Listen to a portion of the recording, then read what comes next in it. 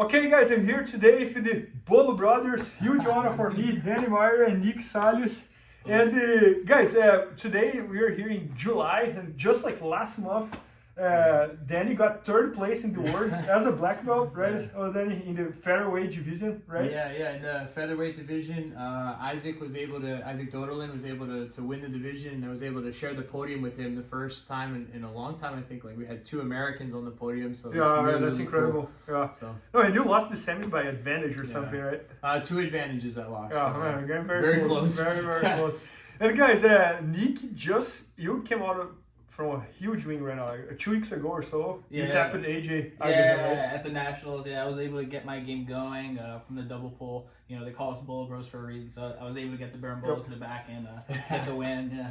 Wow, that's awesome. Oh, that's awesome. And guys, today both of them just shot an entire instruction all about headquarters, and I can't wait to learn a little bit about it. Let's do it. Yeah, so we're just going to talk a little bit about like stabilizing the headquarters position. And the headquarters is a really good like intermediary position, and a position that we kind of cut apart guard passing in this. We don't want to just go straight to mount or side control. Obviously, we have to pass their feet and their knees and their hips and climb the body. But the headquarters is a position where we're going to, we have the danger zone concept, and we're going to get out of the danger zone. Where we now have, only one of our legs is in the danger zone where he can attack us. So I can attack him with the rest of my body now. And in this position here, I can start to beat this main frame here. And our instructional is really going to deal with this main frame quite a bit, and all the different ways he can angle this frame and retract it and push and frame with his hands in different ways. So if he's framing with his hand on one shoulder, I can use the other. And if he frames on the other shoulder, obviously this one is free. And so there's so many different directions that we can go, and we really have to approach this like math and just take each piece as it goes and organize it. And so we just want to help people to break down the passes and get that organization in. Good. Yeah, no, I love the headquarters because you have so many options from there. You can do like a knee cut, you can go to the folding pass, you can go straight to mount, exactly, and et cetera, et cetera. And this is like one of the most important things about our course is how we organize it. And the primary way in which we organize the headquarters position is the position of our opponent's knee, right? So we're never gonna get to the headquarters and choose how we pass, right? I'm not gonna force a knee cut regardless of how he puts his knee. I'm gonna look to see how his knee is positioned and make an informed decision based on that. So the knee is the primary frame from my opponent's position, right? We've eliminated the foot frame, which is the strongest frame, right? When you're considering the leg, because it's the end of the lever. But if I'm able to delete the foot, I've reduced my opponent's frame down to a knee. So now we have to look at this knee position and see, okay, what is it doing and how should I pass? So when we're looking at the leg exclusively and eliminate the other variables, like how he's framing with his hands, how he's positioning his spine, then I can make an informed decision to see which direction do I go in. So for example, if his knee's closed, right, notice how he's kind of framing the far leg. Yep. I'm going to be looking to go in a direction he's framing me, which is essentially a leg weave or a folding pass. So whenever my opponent closes his knee, I'm going to pass in that direction by either smashing the legs together, weaving my knee in between the legs, so on and so forth. If the knee is pointing up, he's no longer pointing me in that direction, right? It's kind of pointing up towards the ceiling, where he can frame my chest or he can hook my hamstring. Yep. And based on that, I'm going to be making, again, an informed decision on how to pass my opponent's guard. In this case, because the knee is up, I'm not going to look to fold. I'm going to look to step out of the danger zone completely. So I bring my knee inside, I connect my hip to their hip to a position where I'm now perpendicular to my opponent.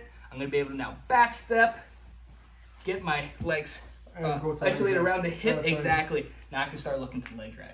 And last but not least, if the knee is pointing out, it's going to be incredibly difficult to force a folding pass. It's going to be sticky to back step.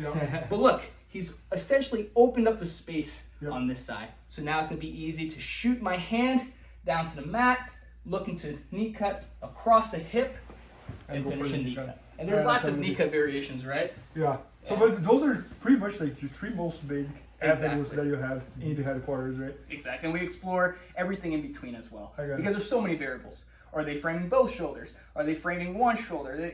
So we really make sure that whoever's watching the course has every reaction down. So that way when they go to spar and train, they can process what's going on and have the solution at hand. No, I love it. And I love how well you guys articulate the techniques and how well you guys work together. Yeah. It's unbelievable. Like, we're like two brains in one, right? It looks like you guys planned what you guys were showing here. No, we just... A lot of times we're training together and teaching together, and like we compare notes and everything, and we're like, oh, it's like 99% like the same, and then we just like help each other on the little pieces. So you know, I'm super lucky to have Nick, and likewise. You know, we're always helping each other, and I learn the most from this guy, and it's really it's cool to work together. You know. Oh, Danny, what's next now? Like, what are the next tournaments, or what are you guys planning? You know, the next one for us is super important, not because it's a big tournament, but because it's going to be the first tournament in a while that we're bringing out a team. Right. So, as you know, because of the pandemic, we haven't been getting a lot of tournaments in this area, like the New England, Northeast area. So New Haven opened up, and I'm really looking forward to going there with the team. What's the date? August 7th? August like 13th and 14th or something like that, I think. No, that's incredible. We opened up a school, Movement Art Jiu-Jitsu. It's just outside of Philadelphia. It's here. Yeah, they're right there. That's awesome. But yeah, we opened up a school during the pandemic. So like Nick said, we're just as hyped for this as we are for Worlds. So it's the coolest thing to be able to go like with the family, with the team, and to show up. Sometimes that's even more important than like a big tournament. You know, just going out there with the team. We're going to be leading by example. We're competing as well, and then after we're done competing, we're going to be coaching everybody. So it's going to be super special and fun. Yeah, guys, if you are in the Philadelphia area, make sure to check out their schools. Like, I think like your students would be crazy lucky, or crazy lucky to train with you guys, because it's not everywhere that you can find like two great instructors. Thank you, I appreciate it. And you guys are like in the highest level of jiu-jitsu. Like I say, you just got 3rd place. So if you're in the Philadelphia area, make sure to check out their school, and also make sure to check out IBJJFanatics.com. Their instructional video about headquarters. It's coming out very soon. Maybe by the time you're watching, it's already there. So thanks so much. Thank you, Bernardo. Thank you so much. Thank you. Please help me out to grow my YouTube channel. Just click subscribe. And to watch more videos, just click under see more videos. I hope you enjoyed. BJJFanatics.com. Use the promo code YouTubeFaria to get 10% off any instructional video. Improve your jiu-jitsu faster.